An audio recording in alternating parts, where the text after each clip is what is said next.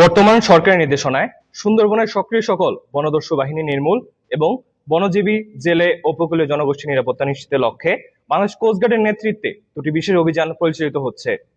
Operation mangrove shield এর আওতায় অভিযান পরিচালনা করে সুন্দরবনে কুখ্যাত ডাকাত দুলাভাই বাহিনীর 3 সক্রিয় সদস্যকে গুলিবিদ্ধ অবস্থায় অস্ত্র ও গোলাবারুদ সহ আটক করা হয়। গোপন সংবাদের ভিত্তিতে জানা যায়, সুন্দরবনে কুখ্যাত ডাকাত দুলাভাই বাহিনীর সদস্যরা খুলনা জেলার কয়রা থানার বনপাড়া সংলগ্ন সুন্দরবনের গহীনে অবস্থান করছে। এর প্রেক্ষিতে গত 25 জুন 2026 বিকাল 5টা হতে টানা 2 দিন ব্যাপী Bangladesh coast guard base Mongla, station Koyra এবং স্টেশন নলিয়ান কর্তৃক উক্ত এলাকায় বিশেষ অভিযান পরিচালনা করা হয়। অভিযান চলাকালীন দস্যুদের বহনকারী দুটি বোট শনাক্ত করে কোস্টগার্ড সদস্যরা থামার সংকেত প্রদান করে। সংকেত অমান্য করে বোটে অবস্থানরত ডাকাত দল কোস্টগার্ড সদস্যদের লক্ষ্য করে অতর্কিত গুলি চালানো শুরু করে এবং আত্মরক্ষার্থে কোস্টগার্ড সদস্যরাও ডাকাতদের বোট লক্ষ্য করে গুলি ছোড়ে। উভয় পক্ষের মধ্যে তীব্র বন্দুকযুদ্ধের এক পর্যায়ে ডাকাতদের একটি বোটে অগ্নিকাণ্ড ঘটনা ঘটে এবং অপর একটি বোট ডুবে যায়।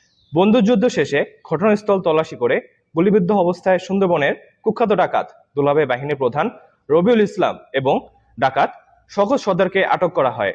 তাদের দ্রুত কয়রা উপজেলা স্বাস্থ্য কমপ্লেক্সে নেওয়া হলে কর্তব্যরত চিকিৎসক শওকত সর্দারকে মৃত ঘোষণা করেন। প্রাথমিক চিকিৎসা শেষে বাহিনী প্রধান রবিউল ইসলামকে উন্নত চিকিৎসার জন্য খুলনা মেডিকেল কলেজ হাসপাতালে প্রেরণ করা হয়।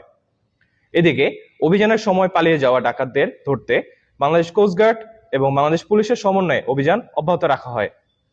এরই অংশ হিসেবে মঠবাড়িয়া পুলিশ ফাঁড়ির সামনের এলাকায় স্থানীয় জনগণের সহায়তায় পরিচালিত যৌথ অভিযানে ডাকাত ইসরাফিল হাওলাদারকে হাতের আঙুলে গুলিবিদ্ধ অবস্থায় আটক করা হয়। পরবর্তীতে তাকে চিকিৎসার জন্য কয়রা উপজেলা স্বাস্থ্য কমপ্লেক্সে ভর্তি করা হয়।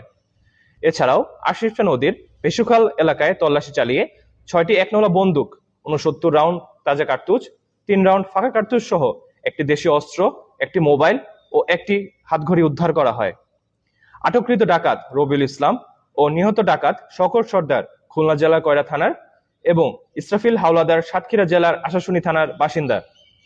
আটককৃত ডাকাত ও উদ্ধারকৃত অস্ত্র গোলাবারুদের পরবর্তী আইনানুগ ব্যবস্থা গ্রহণ এবং নিহত ডাকাতের মরদেহ ময়নাতদন্তের জন্য কয়রা থানায় হস্তান্তর করা হয়। সুন্দরবনকে সম্পূর্ণরূপে দস্যুমুক্ত করতে ডাকাত ও তাদের সহায়তাকারীদের বিরুদ্ধে কোস্টগার্ড ভবিষ্যতেও এ ধরনের অভিযান অব্যাহত রাখবে।